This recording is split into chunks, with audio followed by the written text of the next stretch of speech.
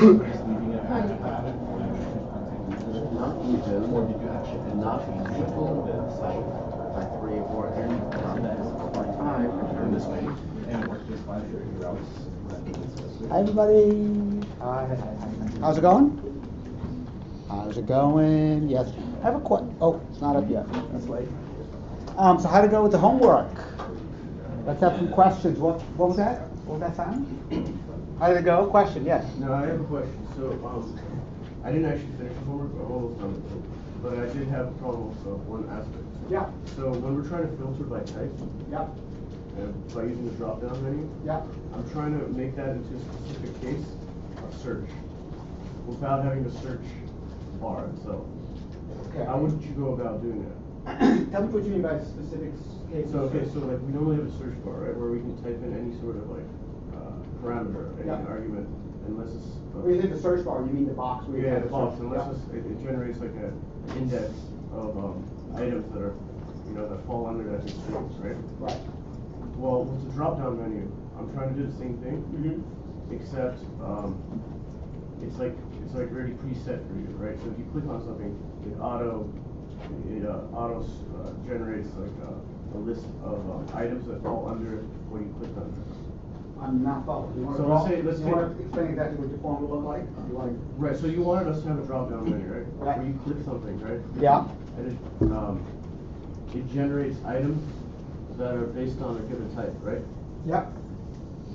So the way I wanted to implement that is by using a specific case of search. So wait, so you have a search box, Right. and then you want to have a drop down. No, the search. Sorry. Why don't you come draw it? I can't draw. I don't have. Okay, but I can't spend too much time if you can All right, explain forget it. about it. I'll talk to you after. Yeah. Okay. Any other questions? Anybody can clarify? I have a question. So in part 2 we add a column and owner. Yeah. So after this migration, the controller and view of item will not change. So I don't know how to pass The control. You added a column for owner. added the migration. So the database change. Yeah. The view and the controller didn't change. Right.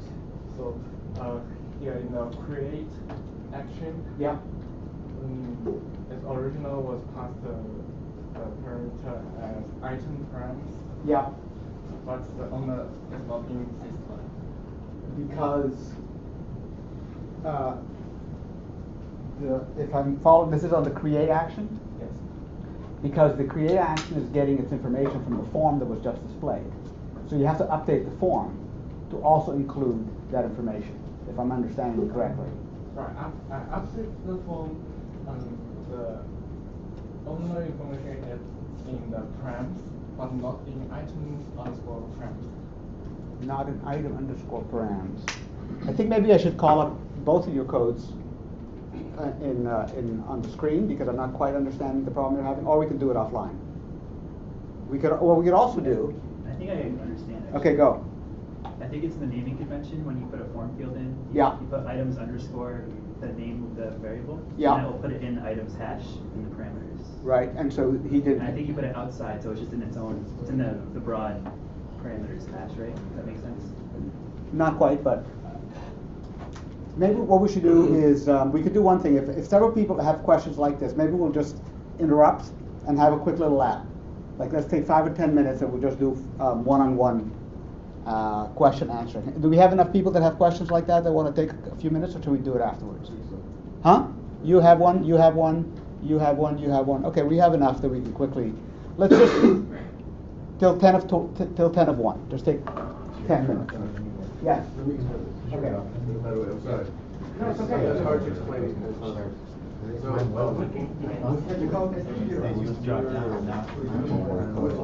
the original search or whatever. What is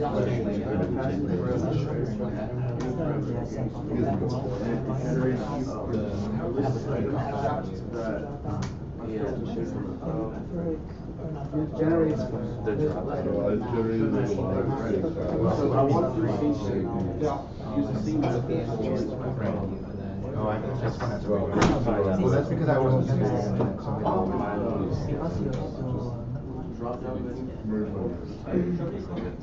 It, it actually, it does work, but not for me.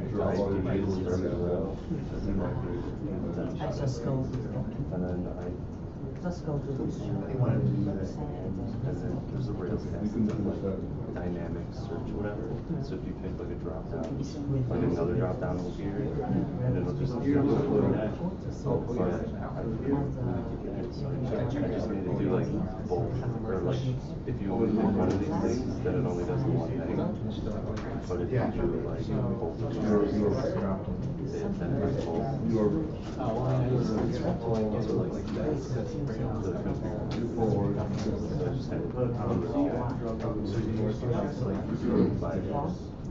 Normally I'd search for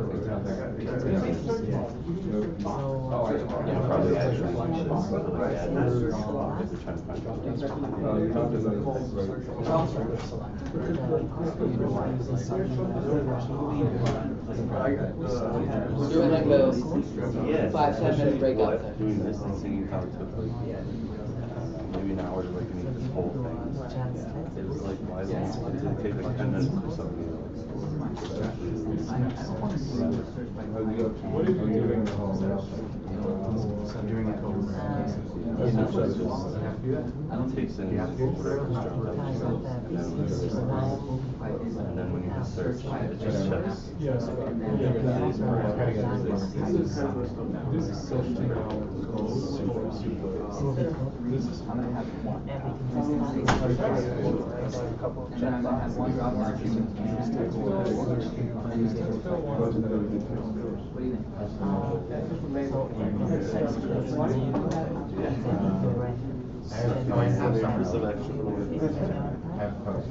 This is a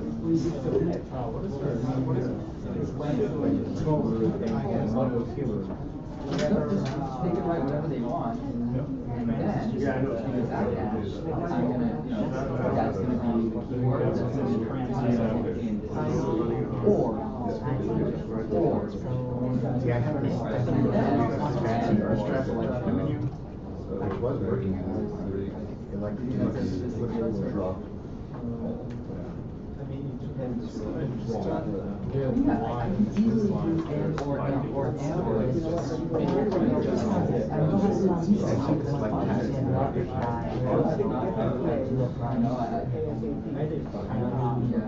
so then so I know we have search. parameter control whatever I give it out of So this is let's be I want to do this because you can drop down. I want to go to same search.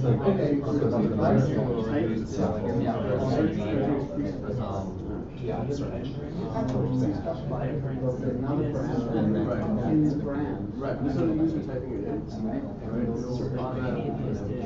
Usually have to type it in. Think of the drop down and sort of type and choose. Right, exactly.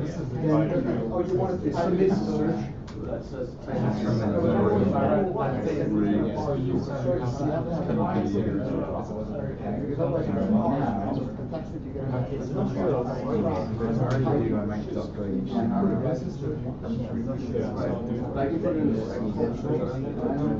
With additional brands. Right, that's what I'm trying to say. How would I go about this? Maybe after this lecture. You go to settings. I kind of do, but I think it's kind of going in the direction of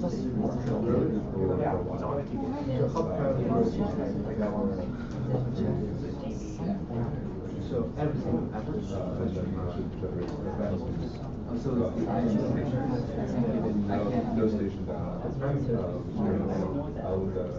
Anybody else need a quick little hand, quick little question?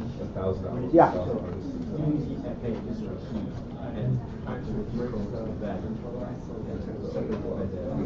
So in my HTML that we are, if I go a keyword as a part of the phrase, Keyword is the and value is what yeah, that's exactly what and then I don't know what that algorithm in your controller and view and the brand keyword, you can see it just on the map.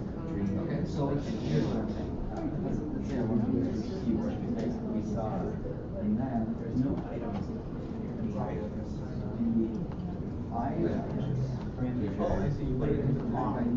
it's the same. Which is okay. So I don't Yeah, you need another information like add a boundary and search method that uses the type. Or you have a second method called search by type, and that has to work.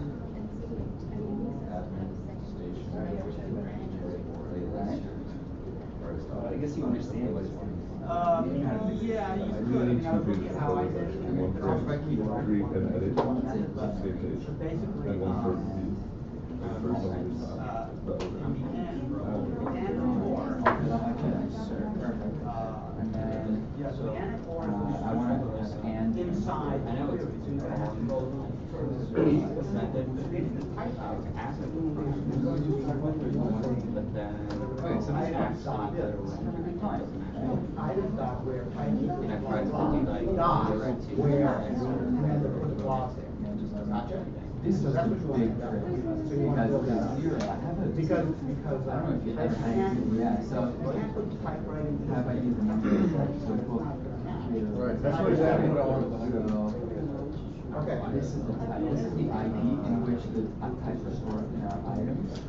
But I'm showing you That's what that's strings.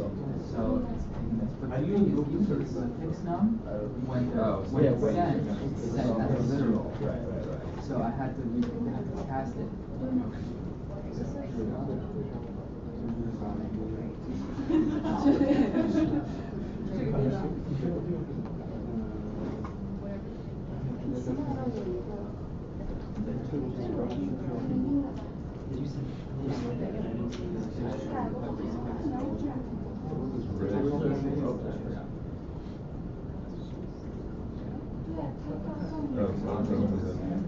Oh, no. Okay, so you're using the original search. In case for search, it's parameters to search. In the case where it's just So let me just describe again what part 2 is supposed to do. So basically the idea is you're going to end up with something that looks a lot, if you did all 3 steps, you're going to end up with something that looks like a search, a box, and then here type, well you can put it here, let's say, type, and it could be shoes or whatever. That extends, and then eventually you'll have a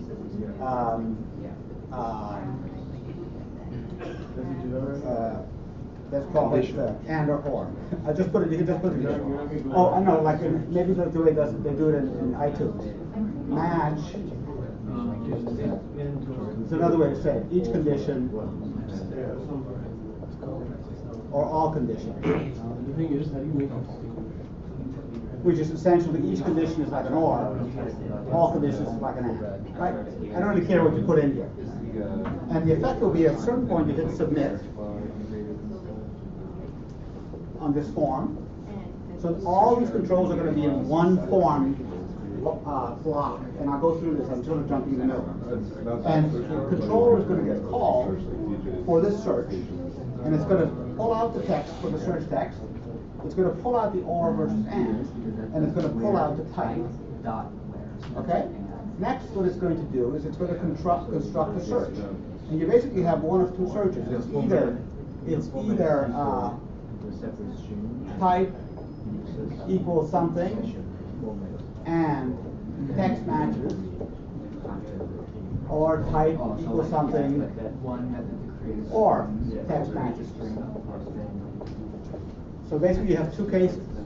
So you can update the search method you put in into, if you did it this way, into the item class. Say I put a self.search and give it 3 parameters really. The text, and the type, and the or versus and. So you have 3 parameters. And there you have to construct the right kind of query with active record to construct that. And the active record query might look something like items dot where type something dot where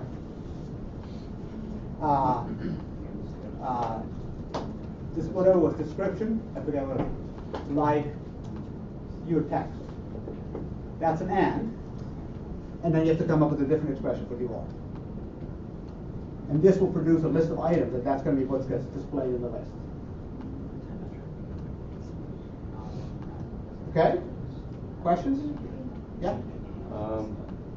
When I did mine, eventually I got it to a point where I just left out the and or box and had it decide and or. Like if you didn't type anything in search but pick a type, it would just do it like by itself. So it would pick one or the other automatically. Yeah. But I mean, this is a nonsense kind of case, but I might want to put every shoe and everything that matches red. So that's show me all the items that are either a shoe or match red. Show me all the items that are a shoe and that are red. Okay, so those are actually different cases. But obviously the domain of the example is kind of silly just to create an example. So you're touching on a bunch of slightly difficult topics here. One of them is how to create a form at all. One of them is how to create a form with multiple controls. One of them is how to create a form that has different kinds of widgets. So let me just jump into some of the more basic stuff to reiterate some of these ideas. I have a question, by the way. When I put this up on the screen, this is like a meta question. When I put this up on the screen, how many of you are actually looking at that? In other words, how useful is that to have on the screen? Is it just taking up useless space? Talk to me. What? This one here, this thing, which is all on the web page. Is this a useful guide? Is this like a PowerPoint? Is this better than a PowerPoint? Is it worse than a PowerPoint? Should I just not have it up on the screen? Come on, not a hard question. Give me your best feeling. I don't really look at it during class, but if you want to go back and watch it on YouTube, it's very helpful. Anybody else want to talk? Yes? I usually have it open on my screen. Okay, anybody else? Yeah? I find it helpful sometimes if I don't have, like, say, towards the end of class, my laptop Okay. dies or something like that. Okay, all right. I mean, these meta questions are important to me. I think about how to teach this course and how to make it more effective. What I should put in, what I shouldn't put in. So, thanks for your answer. So basically conceptual, right? Let's go back to basics. Why is it that whenever you put up a form, and I want everybody to be able to answer this question, but I won't ask everybody to answer it. Do you have to have 2 HTTP calls, 2 actions in your controller? Why? Whenever you use a form, there are 2 controllers involved. Why?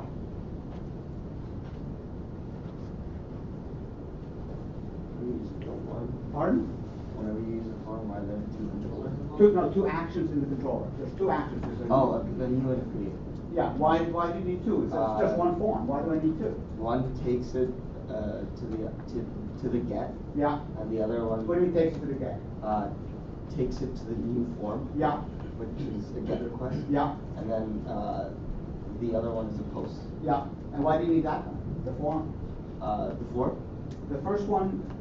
The new one. Yeah. The new does what? It renders a form. Renders the form. What does the creative do? The create is just it basically creates a new model. Right. So what invokes the create action? The submit button. Exactly. Okay. Very, very just sort of the ground floor. Okay.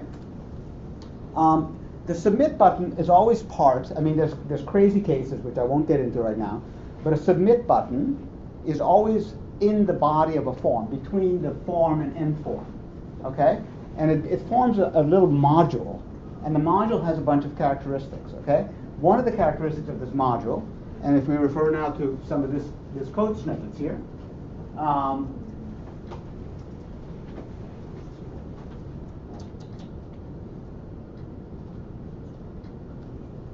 is that, and of course you can't read this,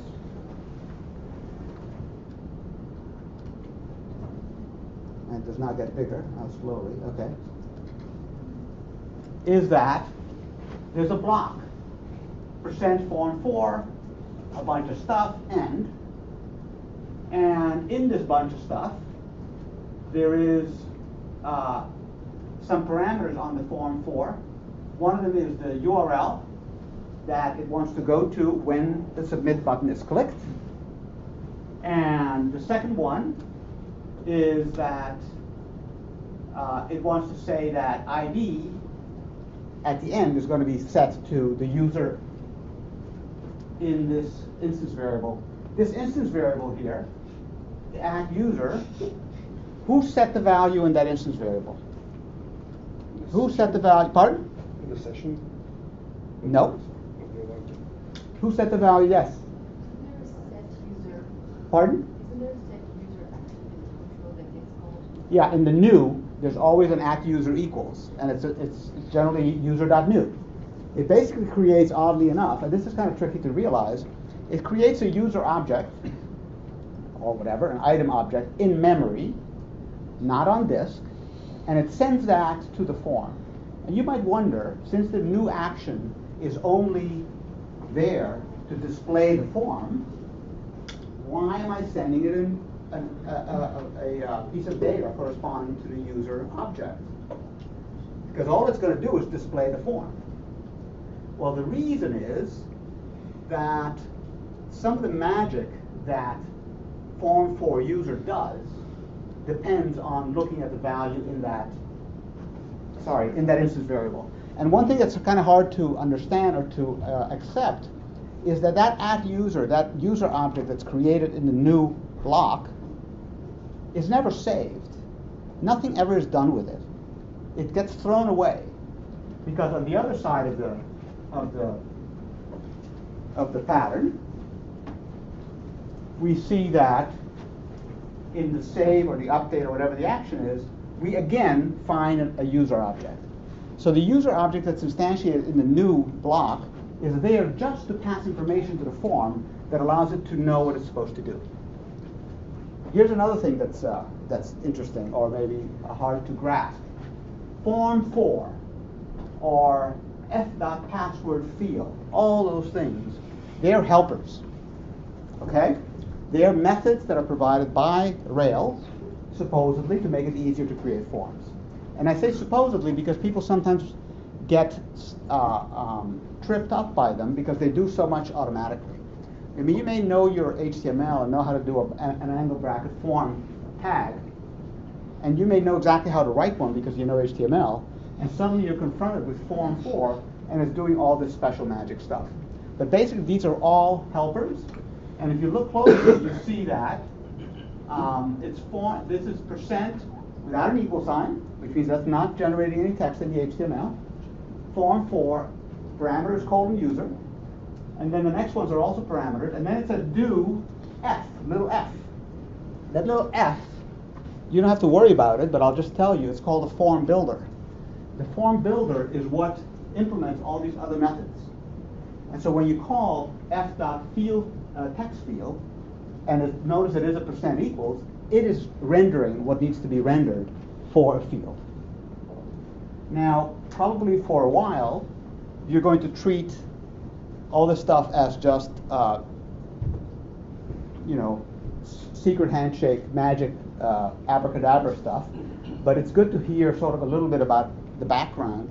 So as you get a little bit deeper into it, you'll start understanding the details of this.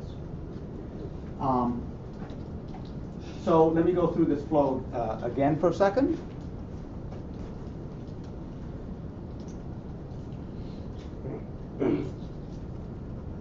Where was that? There was a nice graph. Okay. So in this scenario here, so here's the flow of control. Somebody clicked the edit button, which navigated to a URL that said something like user/3/edit. That invoked the edit action in the user controller, and all that edit action did was it said at user equals user.find parameter bracket params bracket ID. Okay, params bracket ID when the URL is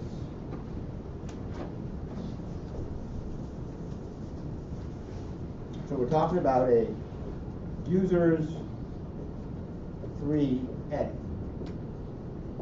That was the URL. We're calling the edit action params bracket ID is what in this scenario? Anybody? Say what? 3. And so user.find is going to find user with ID 3, and it's going to assign that instance of the user object to @user. Then, when you, as you know, when you fall out of the end of an action in a controller, it's going to go render the corresponding, it's called edit in both places, template. Okay, edit HTML.erb. In this template, @user has been assigned. It appears here. Okay?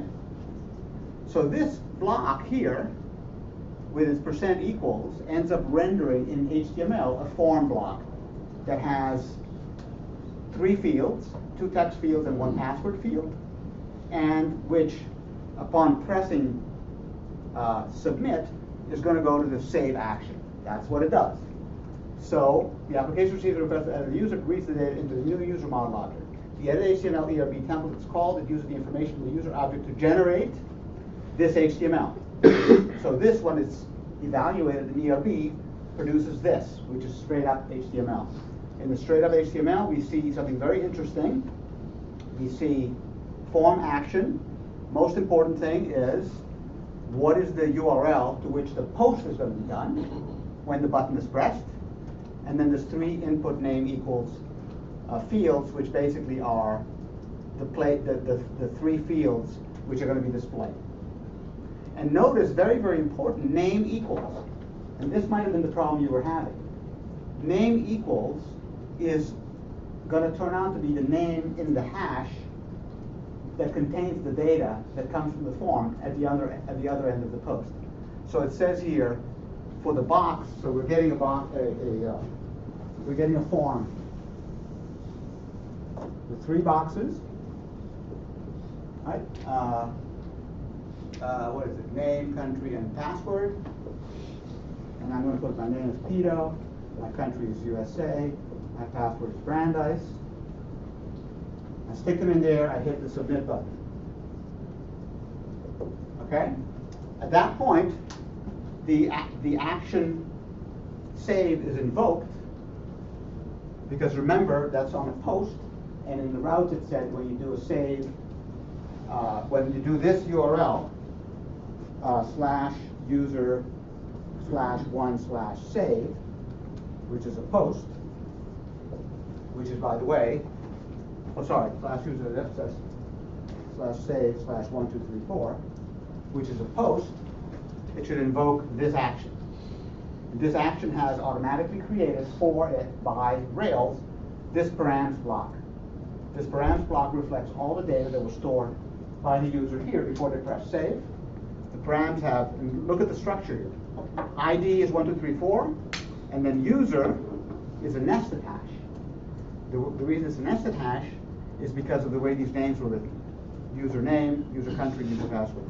And so on this side, finally, we say user equals find, again, params ID, it's finding the right user object. Again, it's finding the same one that was found over there, but it's a new day. And it says update attributes params user. And this update attributes then understands how to parse this hash, which is why the names have to match exactly. Which is why this has to say ID, this has to say user, because it knows that it's talking about the user,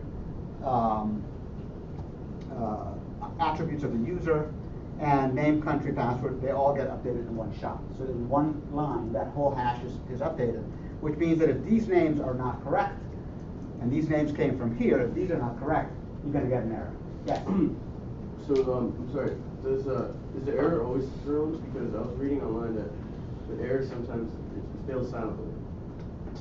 Well, that's why you should use create with like an exclamation mark. Well, that's a different thing. Yes, with Active Record, there are, first of all, what is an error? First question, right?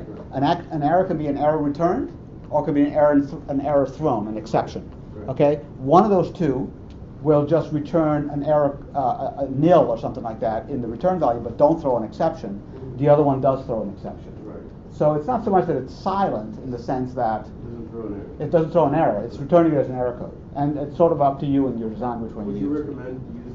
I mean, for now, use the ones that throw the error, because then you'll never miss it. Yeah. Okay, so that's basically the flow. That's basically the flow of how it works. And of course, you can now generalize that to the case of the form example that was the work to do, to say instead of it being name, country, and password, it's and or and type. Now, and or is interesting, right? Because if you want to create a drop, well, let me go on actually. Let me just not jump there. By the way.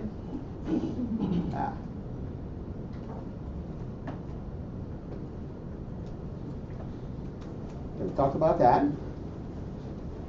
Okay, form for and form tag. Let's take a look at that.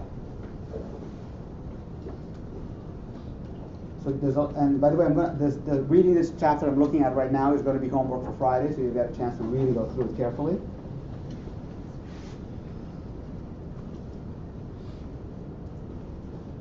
So form 4 is the one that you've been looking at, obviously, that we've been talking about.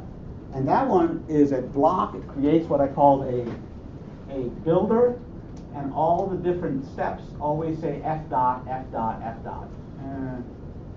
This is a very complicated one. Yes. Yes. So I realized that there was a difference between form 4 and form tag. Yeah. Are they two separate builders? No, form tag has no builders. Form tag generates a tag here and now, and so that you have a little bit more flexibility. You can make a form tag by itself, but you have a little bit more power. But it's a little bit more. It takes a few more steps. Okay, so for our purposes, I think you can do almost. I think you can do everything you need to do with form 4. Form 4. But if you modularized, then it's like it's a little bit more compact. Right. I'll show you the comparison. In fact, I should have made an example. This is form 4, and you notice all these F dots. And this F dot says, for the form you're building right now, create a label for image URL and create a text field for image URL. Notice that there's no talk here about what the name should be. The item name, which I said was so crucial, the item name that I said had to match, it's not even indicated here. Why is it not indicated here? Because the whole game with form 4 began with us giving it a prototype at product. And so it's looking inside that and figuring out the right labels for you. Okay, if you were doing a form tag, you'd have to do that by hand. Yes?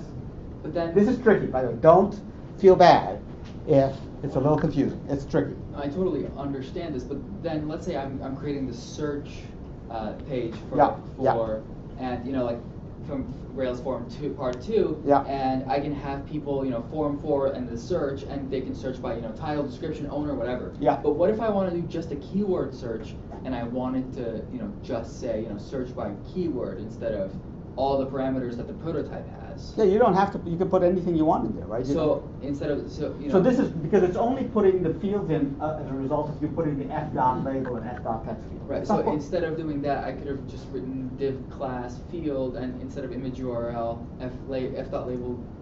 You could have done it in HTML.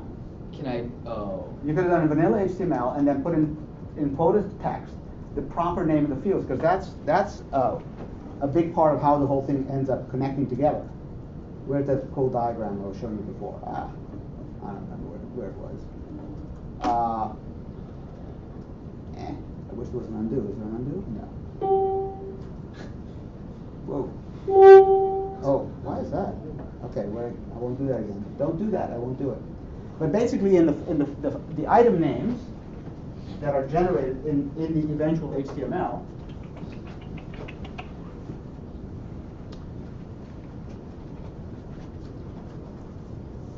Of course, I never remember the syntax of these things in my head. I'm always copying and pasting them. But what is it? It's item? No, it's text field. And I think it says something like name equals, and there's a quoted string. And this name equals is going to be the key in the hash that's delivered to the action on the other end. And that's how you're going to be able to find whatever value the person typed into this box. Okay? So you have to get exactly the right name, and the name has to then be coordinated with the name you're using on the other side. So it's a little bit more work, but you could do it. You could do the whole thing without any helpers, but they're called helpers because they make your life easier. Okay?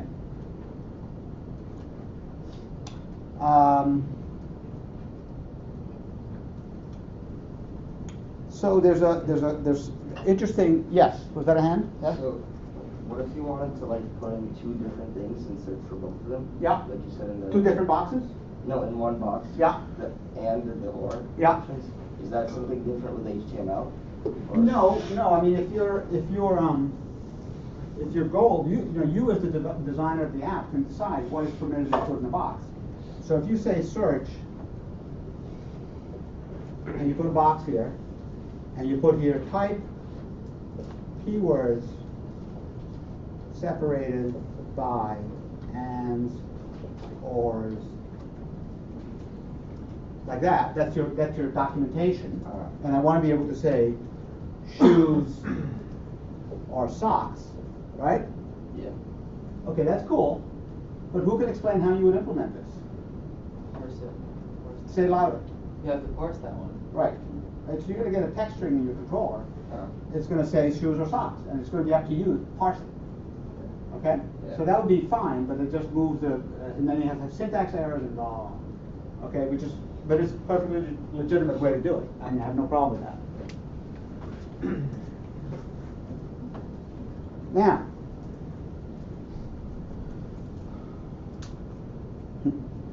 all right. So now, let's go a level more difficult. Level more difficult. Let's imagine that I have a system that has posts, I have users. Let me draw it properly. User, this is my Pedo notation, has many posts, have many, this is whiteboard, comments. Right? And I want to display a box that says, a form, basically, that's for posting a comment. And it says, comment on post by username, Pedo, let's say, with text. And then here's the comment box. So this is not editable, right? Not editable. So this form basically has, you understand this? It's a standard comment box like you would have in Facebook, and it says, comment on the post by such and such a person who said, the sky is red. And then there's a box to edit. So when you hit the submit, first question and so let me give you the URLs. The URL would look something like user 3 comment, post 5 new comment. That's what the URL would look like, right? For user 3, it's one way, it could look many other ways. User 3, this post 5, create a new comment.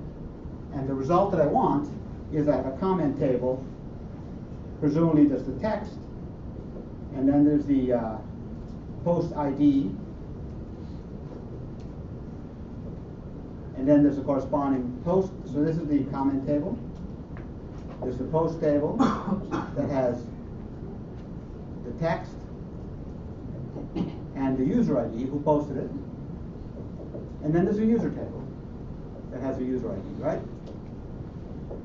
And more stuff. And if this is user number 3, Pedo is user number 3, Pedo's comment, Pedo's post is post number 5, post number 5, and the user ID for Pedo's post is 3, and finally the post, the comment, the text is such and such, and the post that corresponds to is 5. Okay? So I want to create this record, essentially. When I hit submit on this comment, I want to create this record. Are you guys over there able to follow this? Or is it, okay, pretty much? So I want to create this. So this is kind of tricky. First question is, what controller is the action for submit on? What controller is the action for the submit button for this form on? It could be on the post, it could be on the comment, or it could be on the user. What do you think it's on? The way you answer that question, yeah, go ahead. the way you answer that question is, what is being created here? It's a comment. Comment is what's being created. And what you want to do, the eventual effect that you want, conceptually, is comment.create. We know that the post exists, so we can simply say comment.create body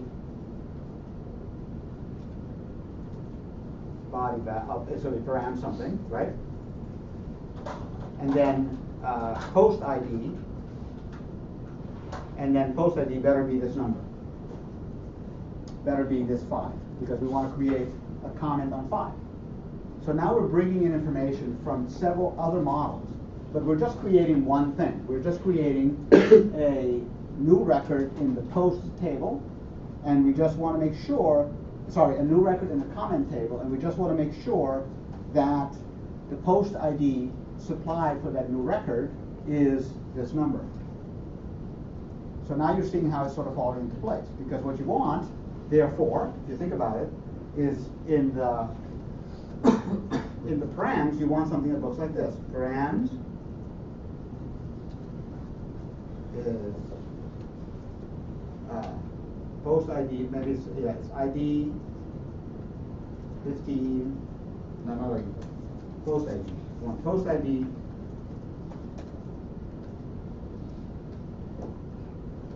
5, body, and text. That's what you want to have occur in the params variable when this form is submitted. Okay? So this is an example of a nested resource.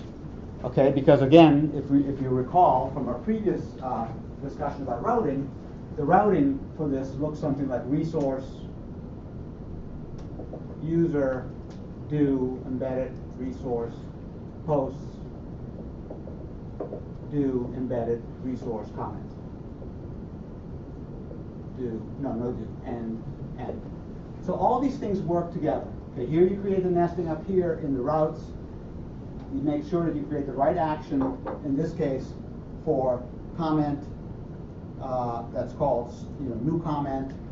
The routes make sure that you get called to the right action. The action is going to cause the create to be created, the create to be run. So that's a very, very common scenario. Okay, very, very common scenario. There's even more complicated scenarios, which I can't even explain without actually getting into code, where one form is changing values in 2 different models. And I'll just illustrate this for you because you might have hit it in your thinking for your products and not. I'll give you some idea on how to think about it. So the use case there is something like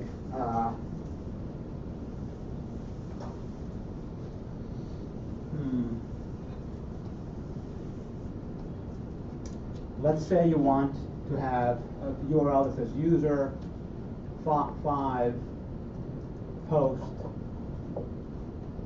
5 revise. And the idea is that I have a post and many people have commented and I want to do something to either the post or the comments. And I for some reason want a UI that looks like this. Post, this time editable, and then comments.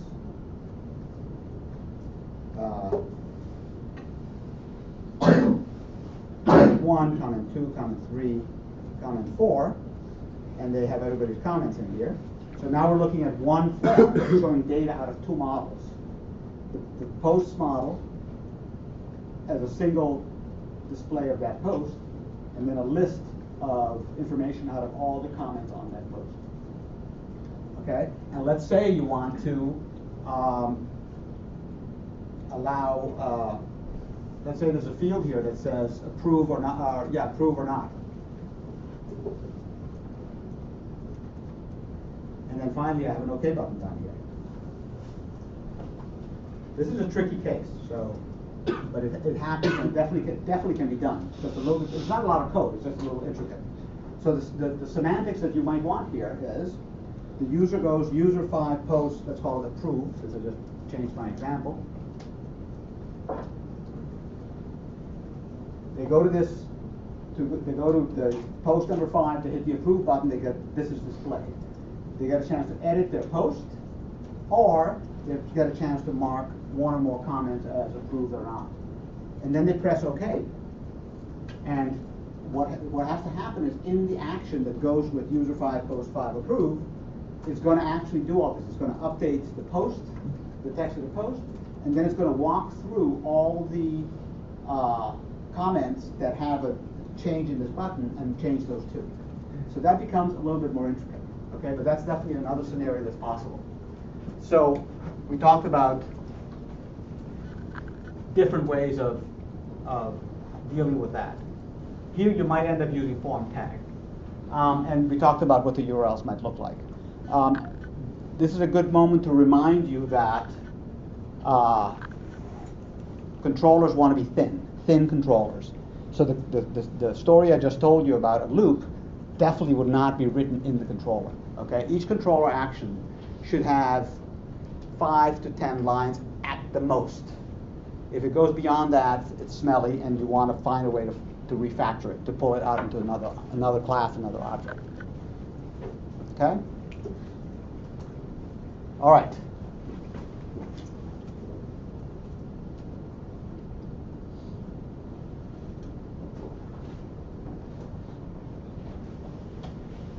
Okay, I'm going to rearrange my plan a little bit, and I'm going to dig in what I was going to show you on Friday, because I think that, no, that's Wednesday.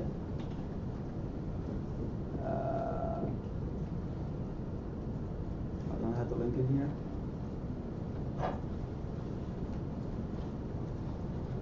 Oh, actually, I should go in the editor instead.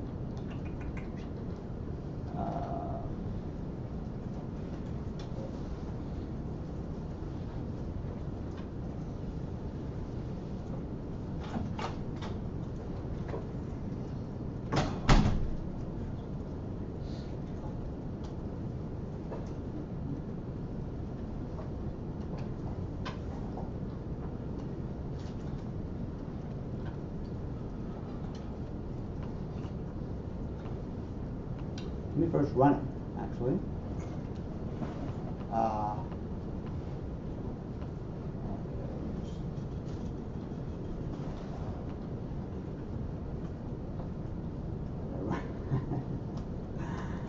Run here. I never forget what version I have on what computer.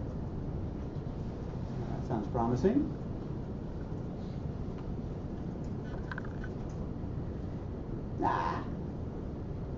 Okay, maybe I have to do what you call it. Great. Might go first take full. Great. Migrate.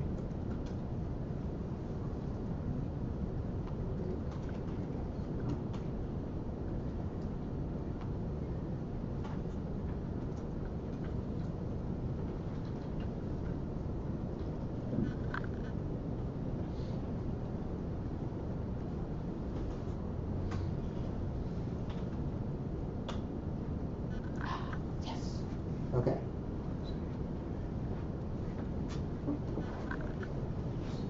So I'm going to run it first. So here's my items. I didn't actually do a good job of bootstrapping it, but anyway. And here's what my search button looks like. Okay, so I have basically, I didn't do the category, but I did this. I have another version of the category. So if I say red, and I say search, I'm going to find everything that's red. And if I say only not, I did another variation, everything that's not red, I get everything that's not red. So that's basically my idea along the same line. So let's look at what the code looks like. I have another version of this that's even more cool. I got lost in my different versions. Okay, let's take a look at the code. So, sorry, question? Did I hear something? No. Okay.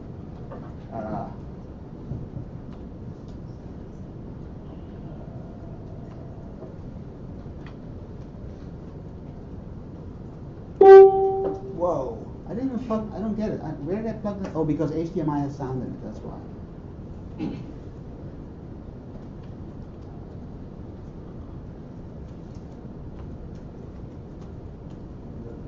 So the big show is going to be the view. So let's take a look at the view.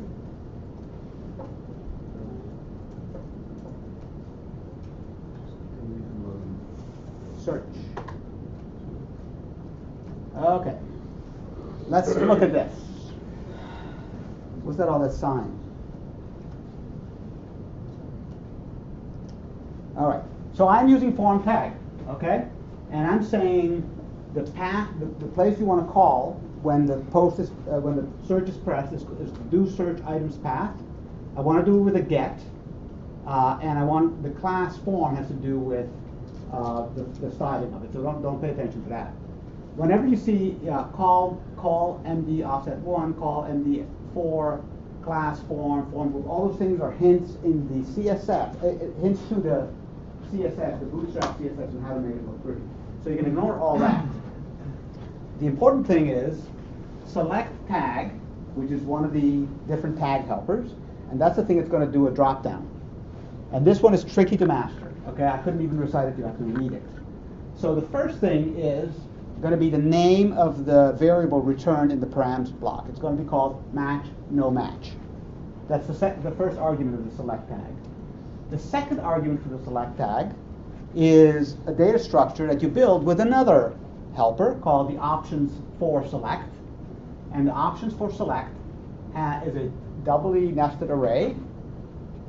It has as many rows as there are entries in the dropdown, and each row has first the string that's displayed in the dropdown, and second the label that is sent back to the action, to the controller. So if we look back at this,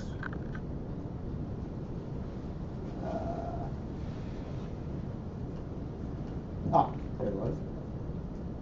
It says only non-matching or only matching. Okay, that's the string, which goes with these two things. Only matching, only non-matching. That is the value that's returned back to the controller. Okay? So let's take a look at the controller. So, okay. Take a look at the controller. We will see on the items controller, we'll see two things. We'll see the search action. As we said, it always has two actions. The search action does nothing, but it has to be there, because that allows the search form to be displayed. And remember, when they hit the posts, it calls the do search action. The do search action says, get out of params the variable called match no match, and put it in this variable. The second one says, this is a little bit of trickery, but I'll just explain it to you. I want to create a string called negation that's going to be equal either nil or not. So if it says match,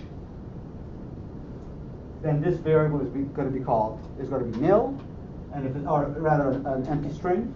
And if they said no match, then it's going to be the word not. So far so good? Yes? Yes? So far so good? Okay. Now I'm going to say, I'm going to create a new string. Query string equals negation, which is either an empty string or the word not, concatenated plus title like question mark. Okay? And then finally I say add items equal item where query string. So this query string is going to say either items like red or not items like red. And then I do items where query string. The next parameter pulls out the title. Why is this word title here? Why is this called title? Where did that word come from? Why is it not called search string or something else?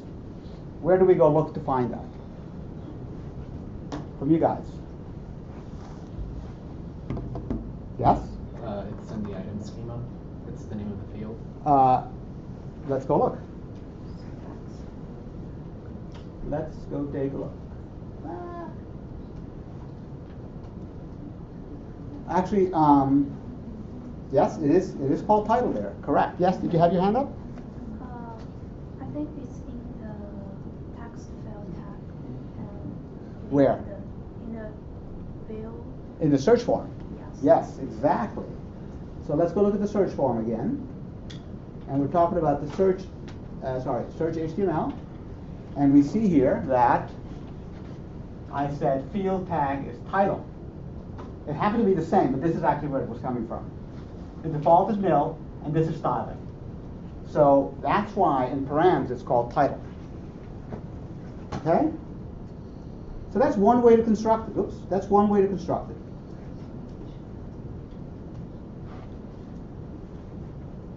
Am I right? No, I'm not the right place.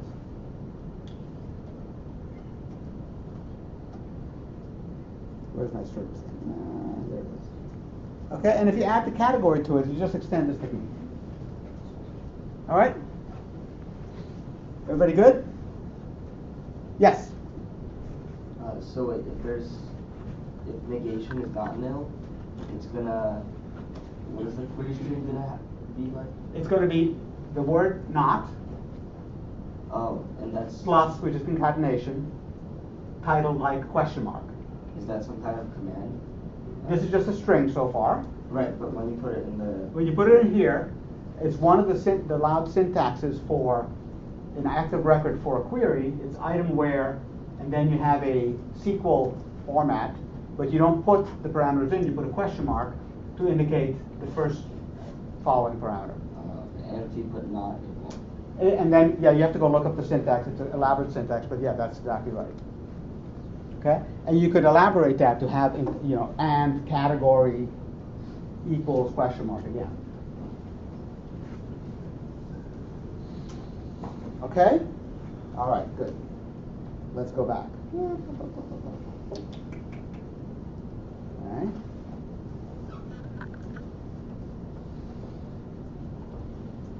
Okay.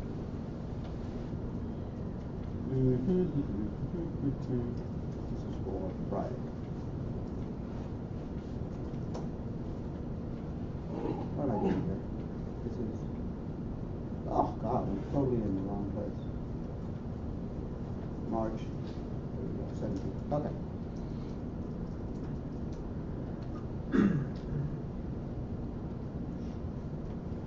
Okay, good. What I'm going to do is I'm going to change my plan a little bit. I was going to go through and actually do this while you watched.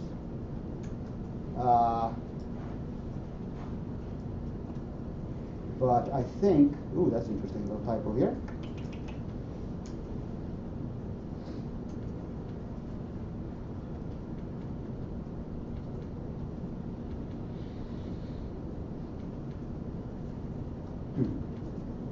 Yeah. So basically, this is the step-by-step doing of that thing that I just showed you, but I won't do it right now. Let me see if I have another example that I want to show you.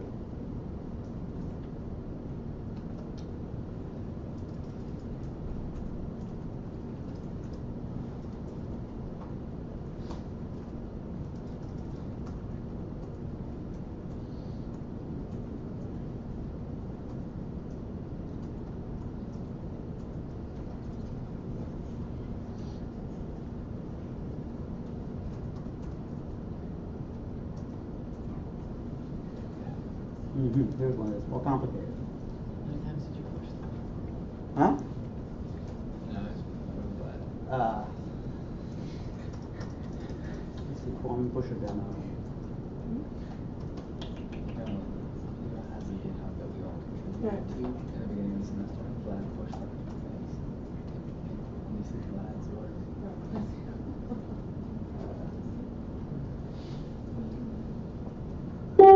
Oh man. Mute. No. Why did it not mute? No, inside terms. Settings, I think I'll try the settings.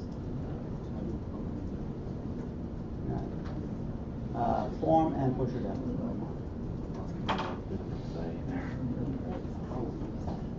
Oh, sorry about that, guys. Oh.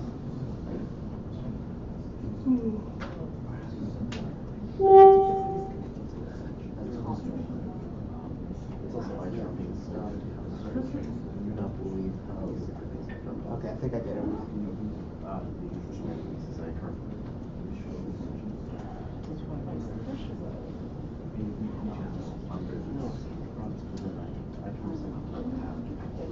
Okay, here's another approach to the same thing. So this is again just hints for the work you're doing. So what I did in this example was I saw what I'm doing this. I added a method to the item model itself. Is this a good idea? And so why? Or so if not, why not? Or can somebody explain? Well, yeah, go ahead. Well, it helps keep your controller thin. Yep. I think is the main idea. Right. Anybody else? One of the principles with the model is, yes, it's the interface to your database, but you're obviously allowed to add methods to it, and the methods that you add to it need to have a few characteristics to make it be considered good design. Most particularly, they need to legitimately represent logic that is about that model. You know, I mean, putting something in here which displays a form, putting something in here which generates which sends a page or something like that, is not appropriate. So when you add logic to any of the models, which is fine, which is actually a good practice, just ask yourself, is it truly part of accessing this data? Is it truly legitimately part of the logic of this model? Okay, and a classic dumb example is, I have a field called first name and a field called last name in my database, and I want to create a virtual field called full name, which just returns the concatenation of the first and the last name. It's a dumb example. That's a very, very simple one. This is a little bit more interesting one. So who wants to try to, I don't know if I dare, remember exactly what this does? Let's read it. Let's take a few minutes to read it. Try to understand it. By the way, I'm using a feature here in Ruby that you might not have seen, which is named parameters. Names parameters. Search title colon, cat ID colon, all any colon. Are they basically type annotations, or? Pardon me? Are they like type annotations, or? They allow you to, when you do it that way, they allow you to put them in any order. So in other words, you don't have to put them all, and you can put them. You can just say do item search cat ID colon X. That's it. So it allows you to submit in the call site parameters by name, not simply by order.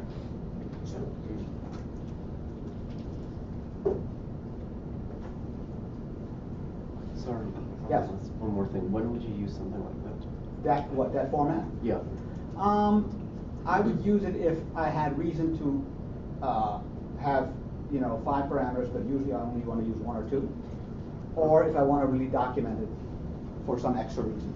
And here I also can put in defaults.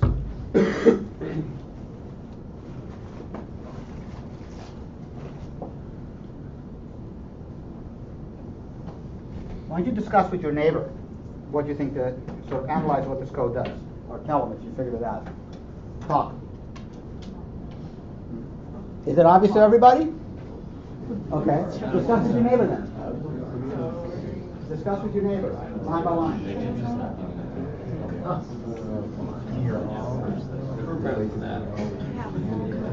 How about you? How about you? Stop calling 5. What was it actually? Yeah, sorry.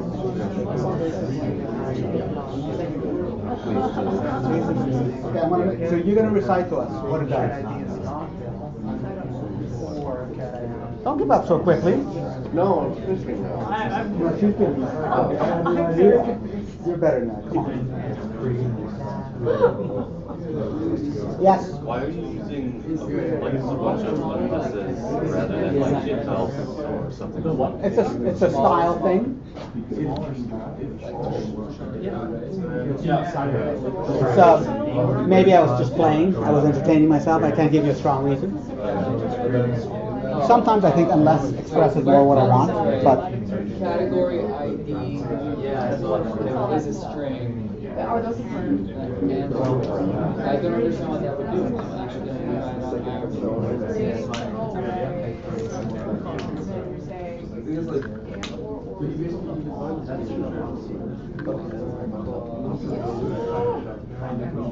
So all any is we're equal Unless the category or the category is 0.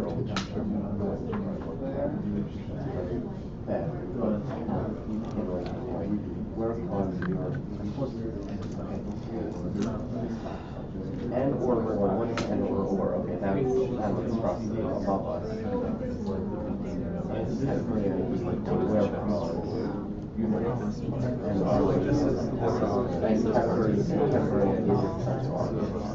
Or getting assigned a category ID, just getting it. From the first one to the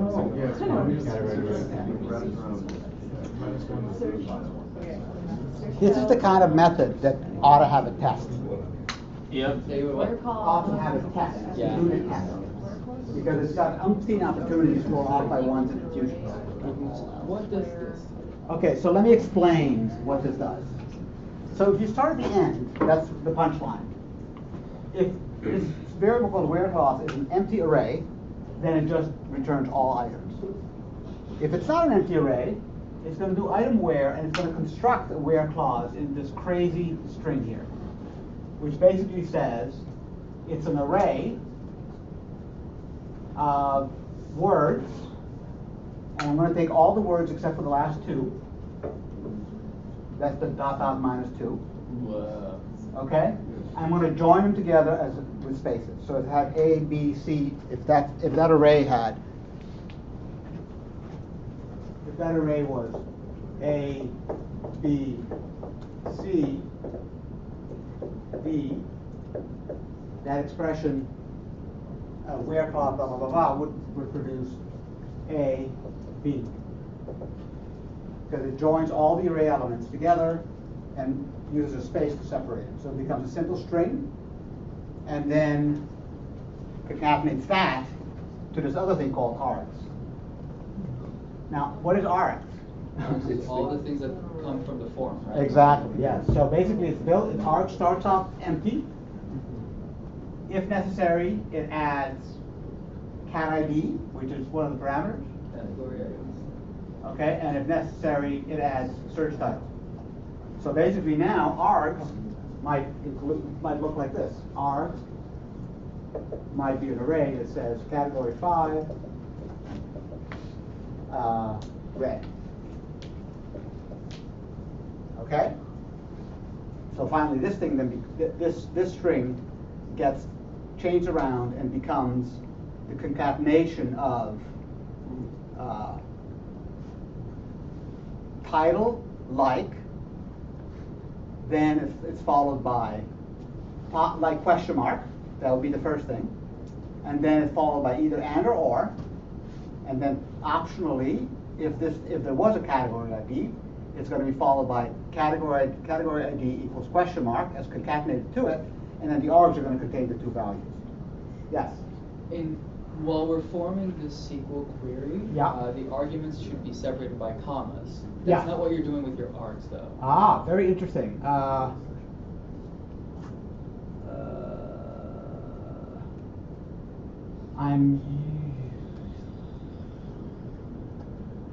Here, I can show you. No, you're right, but I know this works. I mean, I understand your question, and I agree with you. Is that just like a standard concatenation of a? Yeah, I mean, basically, this should be a string that says something like title, like, question mark, space, category ID equals question mark, space, and then args.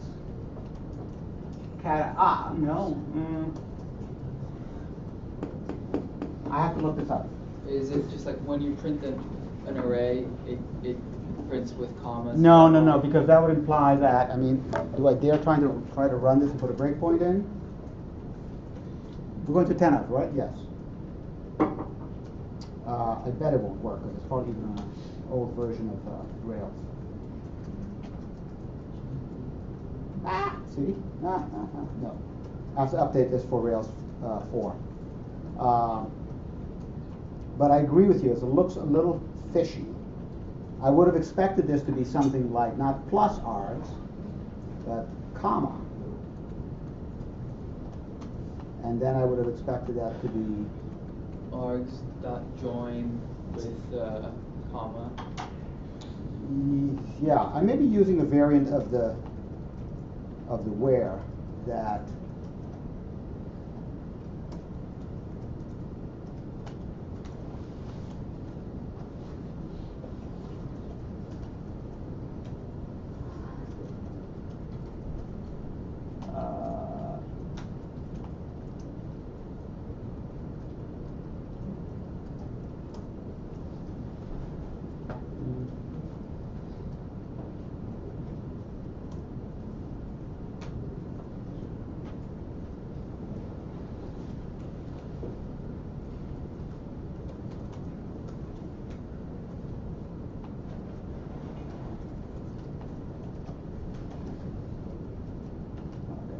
Whoa.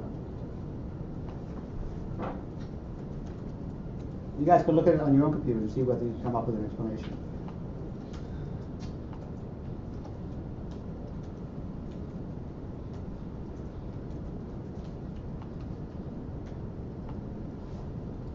Come on, this is alphabetical. Yeah, where?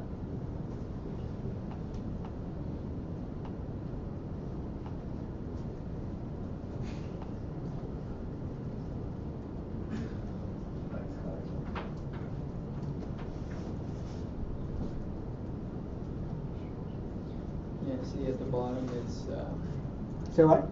at the bottom you have Joe and Joe at example.com. These are all separated by commas.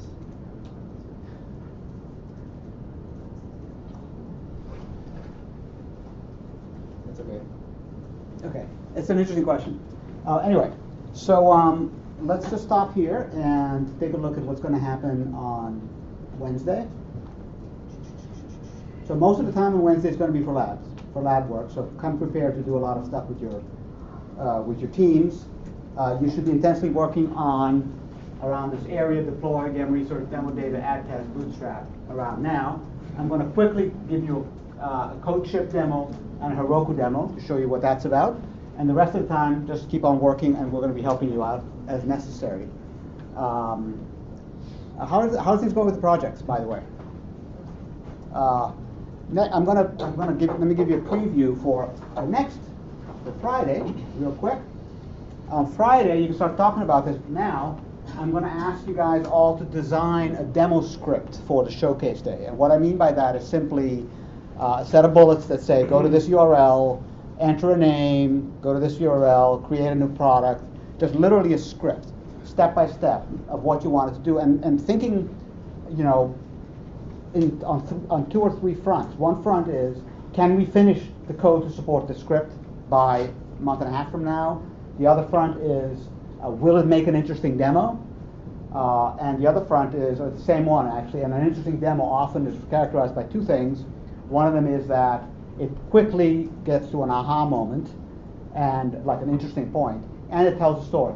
You don't say, well, here's a login screen, here's an add item screen, here's a search screen. No, you go, you know, I'm Pito, and I've had this bicycle sitting in my garage for 2 years now, really not using it, so I'd like to get rid of it. I don't want to throw it out. I don't think I can sell it for a lot, so I want to trade it with somebody. So, oh, look at this barter site. I'm going to go on there and create a barter. And now, and it's a product like bartering. Many of these products have the opportunity to create demo scripts that require two people. So you say, well, I'm Pito, and I'm Joe, and I'm going to look for his, and you can have two people on two computers and just switch seats. But that's what a demo script is. You don't want to write the whole text like a whole narrative, but you do want to write the individual steps. And you'll discover as you do that a lot about what features you should be working on now, because if a certain feature you're killing yourself over now, you're not even going to get to in your demo script, you may want to reorder your priorities. Okay? Good. See you guys tomorrow.